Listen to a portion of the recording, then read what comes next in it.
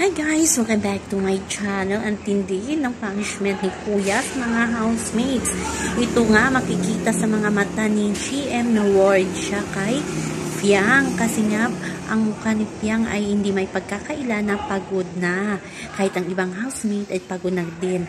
Pinagbuhat ba sila ng malaking libro sa maaraw na pool area at siguro naawa sa kanila si Kuya ay ipinasok sila sa loob ng bahay pero bumuhat pa din sila ng malaking libro kasi punishment nila yan sa mga violation nilang nagawa sa bahay ni Kuya. Yan makikita natin si JM panaytingin kay Fiang kasi lagi silang magkatabing dalawa na nagbubuhat ng libro. So yan naman po guys ang ating update sa ngayon. Hanggang sa muli.